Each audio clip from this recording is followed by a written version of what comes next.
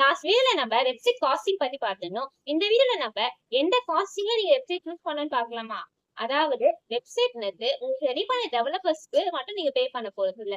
Domain hosting and also developer இந்த 3 பேருமே சேர்த்து தான் நீங்க பே பண்ண போறீங்க. டொமைன் ஹோஸ்டிங்ன்றது உங்களுக்கு ஒன் டைம் இன்வெஸ்ட்மென்ட் இல்ல. அத நீங்க இயர்லி ரெனியூ பண்ணணும். இப்ப நீங்க ஒரு பிசினஸ் ஸ்டார்ட் பண்ணி அதுல கொஞ்சம் செட்டில் ஆயிட்டீங்க. அதுல இருந்து உங்களுக்கு நிறைய ப்ராஃபிட் வருது அப்படின்னும் போது நீங்க வெப்சைட் ரெடி பண்ணணும்னு நினைச்சீங்கன்னா டொமைன் ஹோஸ்டிங் கூட நீங்க அழகா ரெடி பண்ணலாம்.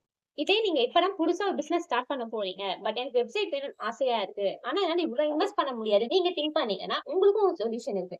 அதாவது டொமைன் ஹோஸ்டிங் இல்லாம ஃப்ரீ ஹோஸ்டிங் ஓட இருக்க ஒரு சில பிளாட்ஃபார்ம்ஸ். அத யூஸ் பண்ணி நம்ம வித்தவுட் டொமைன் ஹோஸ்டிங் பே பண்ணாம டெவலப்பர்ஸ்க்கு மட்டும் பே பண்ற மாதிரி வெப்சைட் கிரியேட் பண்ண முடியும். இத பத்தி நம்ம நெக்ஸ்ட் வீடியோல கன்டினியூ பண்ணலாம். உங்களுடைய பிசினஸ் growth அண்ட் டெவலப்மென்ட்க்கு வெப்சைட் முக்கியம் நினைச்சீங்கன்னா, மறக்காம எனக்கு டிஎம் பண்ணுங்க. நம்ம டிஸ்கஸ் பண்ண மாதிரி ஃப்ரீ ஹோஸ்டிங் வச்சு நம்ம வெப்சைட் கிரியேட் பண்ணலாம். தேங்க்ஸ் ஃபார் வாட்சிங்.